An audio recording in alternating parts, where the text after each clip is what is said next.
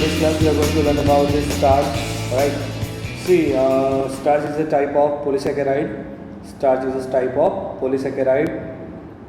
In today's class, we will just discuss about the particular structure and the property of this starch. Right? Starch is the main storage of polysaccharide of plants. It's a main storage for the plants.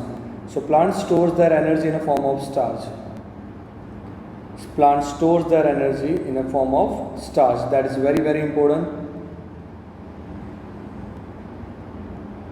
Okay, and second thing, mostly what we did one very important thing. Here we are considering the starch as one polysaccharide, and one thing that you have to remember, dear students, that plant is most important dietary source. It's the most important dietary source for the humans. Okay, so we humans also get the energy from these plants, and actually plants stores their energy in a form of starch. Okay, so which are the source of starch, which are the basic source of starch? So you can say potato, right, and some vegetables, some cereals, some vegetables, some tubers. So these are the basic things from where you can get the starch. Okay, so starch is mainly found in a roots. Yeah, it's a potato, it's a roots, then cereals, some vegetables, some tubers. Okay, it's a tubers. So these are the basic things. First of all, you should have idea about this one. Okay, and it's a polymer of, it's a polymer, actually you can say it's a biopolymer. It's a biopolymer. It's a polymer of alpha glucose. It's a polymer of alpha glucose. So what is a polymer, dear students? Lots of molecule of alpha glucose, lots of molecule of alpha glucose, number of molecule will be there of alpha glucose, and they are linked via glycosidic linkage, and they will form starch. They will form starch. I will try my best to complete the lecture in very short time and to give you the proper information. So when you will open your NCRE, your regular glance of the chapter will be very clear. Alright. Now, one thing that you have to keep in mind, starch is made up of mainly two structures. Starch is made up of mainly two components exactly. It contains mainly two components. One is known as amylose. Starch, one contains amylose, and it also contains amylopectin. Amylopectin. Okay. Amylose is a water soluble. It's a water soluble. And amylopectin is water insoluble. Okay, amylose is nearly 15 to 20% of starch. So when you talk about starch, so starch is a 15 to 20% amylose, and remaining ones are amylopectin. So remaining 80% or 75% are 85% are amylopectin. Okay. Now, chemically, amylose is a long unbranched chain with 200 to 1000 of alpha D plus glucose unit. It's a amylose. So what I want to say exactly, when nearly 200 to 1000 molecules, molecules of alpha D plus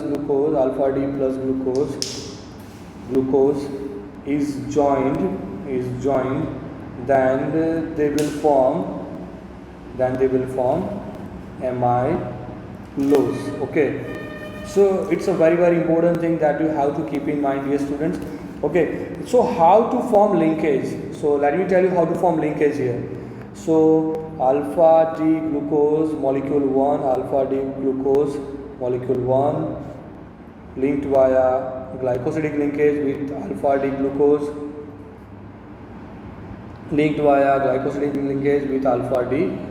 Okay, so here the linkage is between C1 of this and O C4.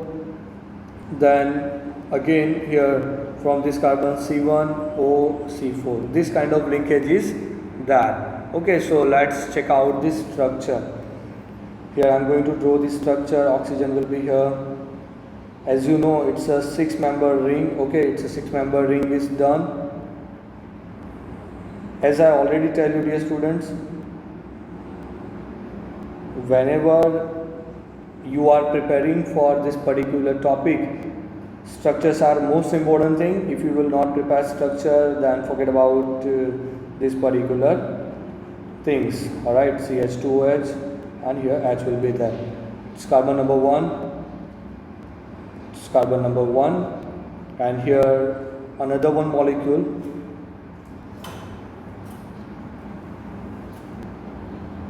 Okay, another one molecule. Here H will be there, here OH will be there, here H will be there, here OH, H, here CH2OH will be there, here H will be there, here H. Linkage is between these two molecules. It's a carbon number 4. By same way you can develop this polymer, and this is a structure of amylose. This is a structure of amylose. By this way, dear students, you can plot the structure of amylose. So please practice this structure. Practice this structure. Okay. So practice is very important. If you will not practice the structure, then you will find lots of difficulties. Okay. Now, what about the structure of amylopectin? What about the structure of amylopectin? So in amylopectin, this is a C1 to C4 linkage via glycosidic linkage. C1 to C4 via glycosidic linkage. Here C1 to C4 via glycosidic linkage. This will create one chain. Yes. This will create one chain. Yes. Now from this carbon number 1 of this glucose, suppose glucose, so from here carbon number 1 and of here carbon number 6, between there is a cross linkage. It's known as a alpha link. It's known as alpha link, that I am going to show you the structure exactly. So it's known as a alpha link. Alpha link is between the C1 to O and C6. It's a alpha link.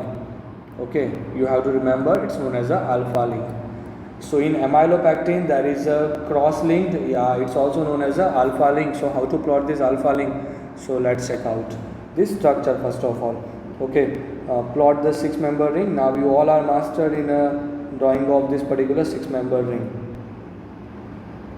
Okay, it's carbon number 1, so I will put here 1, H, HOH, here there will be OHH, here there will be H and OH, and its continuous chain CH2OH, and here there will be H. Okay, it's a first molecule. They are linked via oxygen with the other molecule of the glucose. See, it's a very easy, dear students. If you will first clear the topic, then I'm sure you can solve this pattern. Okay, CH2OH, here there will be one more H, here OH, here H will be there, here H, here OH, here H. Now this carbon is carbon number 1. Okay, that's good. It's a 1, it's carbon number 4. So this is a linkage, glycosidic linkage, glycosidic linkage. Okay, now from this carbon, one linkage is via oxygen to CH2. Okay, now here oxygen will be there.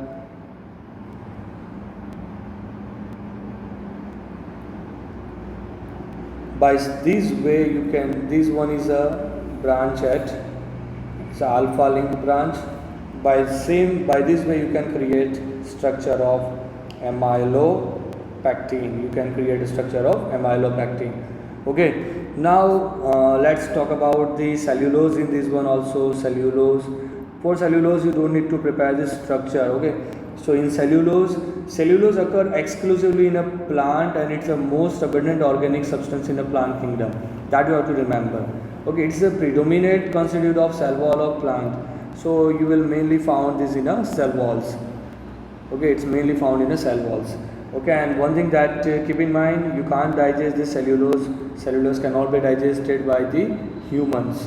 So cellulose again polysaccharide of beta D glucose. It's a polysaccharide of beta D glucose, and there is a beta link. It's a small MCQs that you have to keep in mind. Okay. Cellulose is a straight chain polysaccharide composed only of beta D glucose. So please keep in mind when you talk about cellulose. So cellulose is made up of only and only beta D plus glucose. It's made up of beta D plus glucose. Okay, and there will be beta link. There will be beta link. Okay, no need to prepare this structure in this case. Now, and the last polysaccharide according to your syllabus is a glycogen. Glycogen is sometimes also recognized as an animal starch. It's also known as a animal starch. Now in this one, okay, the carbohydrates are stored in animal body as glycogen. It's also known as animal starch because its structure is similar to the amylopectin as rather more highly branched. It's present in liver. It's present in liver. So these are the some important points. So when the body needs glucose, exactly what body did? We store our energy. We store our energy in a form of glycogen, and when we need this energy again, what we did? Glycogen is broken down into the small molecule of beta D glucose. It's broken down into the glucose molecule, and it is utilized by our body. So by this way, dear students, we are using the glycogen. Glycogen is also found in yeast and in fungi. Okay, so please keep in mind. So now I'm sure you almost clear with these polysaccharides.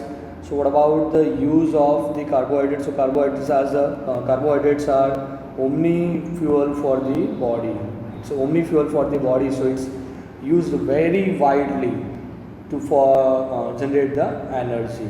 From the next lecture, we are going to start protein. See, these all lectures are recorded in these digital formats. So please check out at least once and clear your topics. And don't forget to draw these structures. If you will plot all the structures from the textbook, so I'm sure you will clear your course. Thank you.